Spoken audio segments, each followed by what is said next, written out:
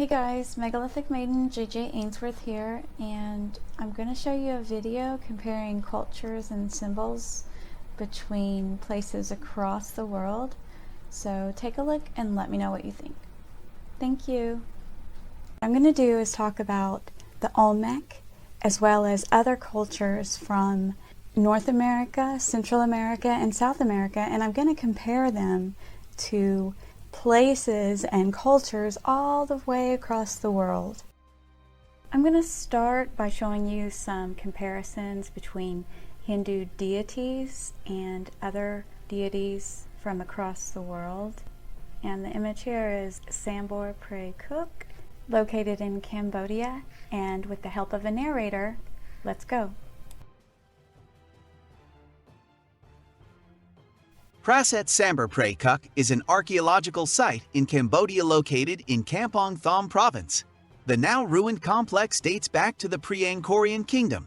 Architectural features include numerous prasats, octagonal towers, Shiva lingams and yonis, ponds and reservoirs, and lion sculptures. The whole compound is made of 3 clusters classified as Group C for Central, N for North and S for South, and they are enclosed in a double-walled, encircling 1,000-acre, in which there were 150 Hindu temples today, mostly in ruins. I'll be focusing on Group N, Prasat Sambor. It is considered the main temple and dedicated to one of the reincarnations of Shiva, the auspicious one.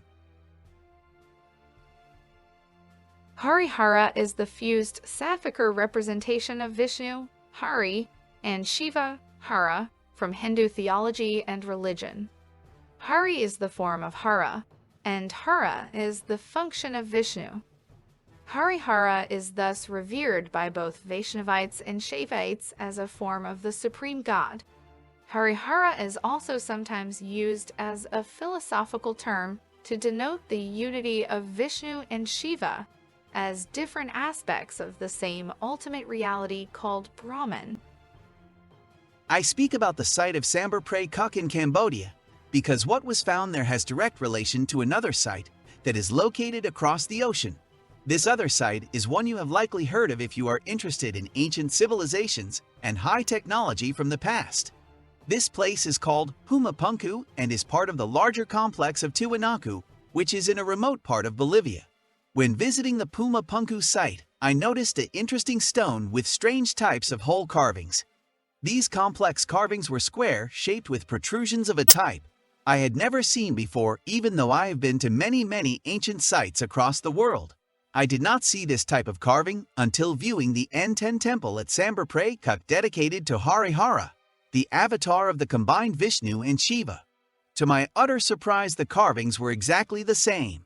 Also, the deity located in the temple had the same elements of gods found in South America, Central America, and North American areas. Here is the stone from the N10 temple at Sambor Pre Cook in Cambodia.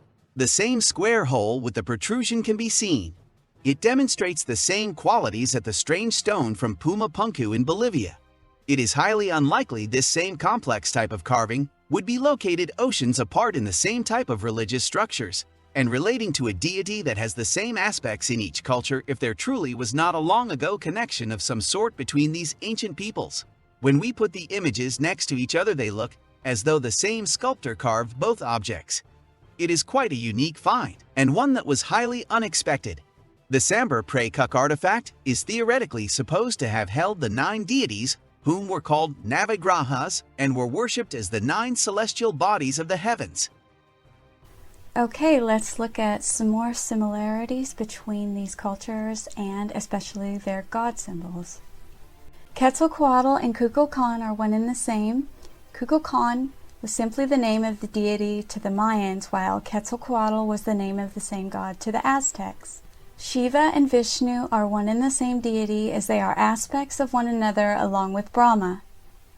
Brahma is the creator, Vishnu is the preserver, and Shiva is the destroyer. Together they make up the Trimurti forming Brahman. All the above listed deities have many aspects which coincide with each other, making it almost statistically impossible for them not to represent forms of an original deity found globally in the ancient times. Also, the Aztec god Tlaloc and the Mayan god Chak are both considered to be water deities that are one and the same, and they are both aspects of Kukulkan and Quetzalcoatl, whom are one and the same also.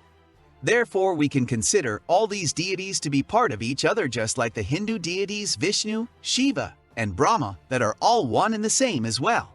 It is as if an original god was simply partitioned off to become several others, especially in the Mayan and Aztec worlds.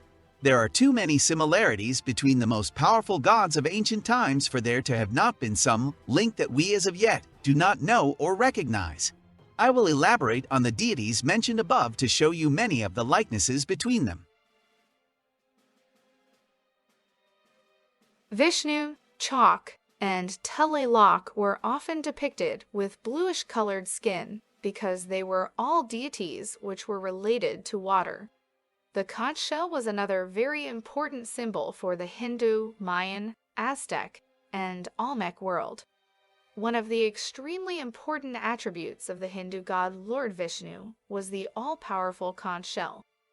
This shanka, or conch, is the symbol of the origin of existence. It is associated with water, the first element, the source of all life. It has the form of multiple spirals evolving from a point.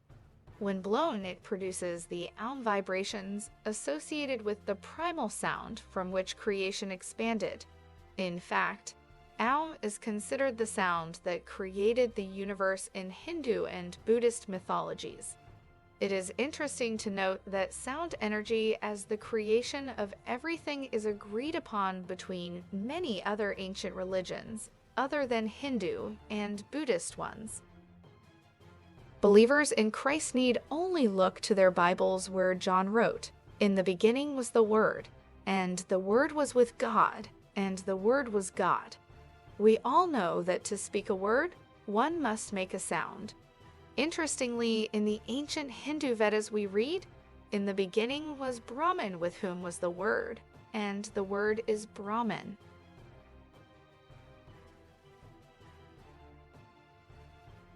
On the other side of the world, the conch shell, or wind jewel, was also an attribute of Quetzalcoatl, as his avatar, Ehecatl. The aspects of both Vishnu, Tlaloc, Chak, Quetzalcoatl included the important conch relating to wind, water, and the breath of life. If we take a closer look at the designs of the conch shells held by these great entities, we will notice something very interesting. Let's look at one aspect or avatar of Lord Vishnu called Narasimha, whom is half lion and half human. He was born to end the reign of the demonic king Hiranyakashipu and establish peace, order, righteousness, and other elements of Dharma on earth. This avatar holds the conch shell, which has a particularly interesting inlaid swirl design. If we compare this design to the style of the conch shell held by Ehecatl, the wind aspect of Quetzalcoatl, we will see that it is almost exactly the same. When we take this into consideration, along with all the other similarities and links between these great cultures, one can easily see the distant connections that must have existed long ago. So why is it that mainstream archaeology often does not even entertain the idea that this could be possible when it is so obvious?